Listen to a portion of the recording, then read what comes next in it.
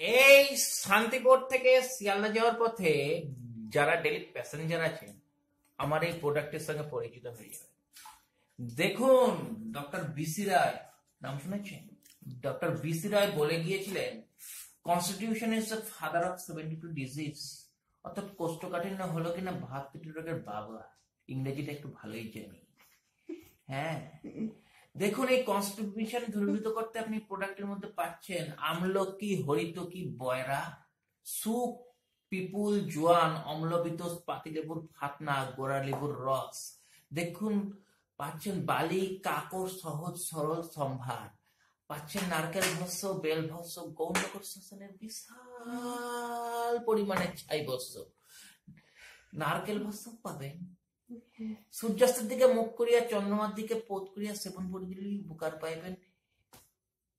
ধন্যবাদ।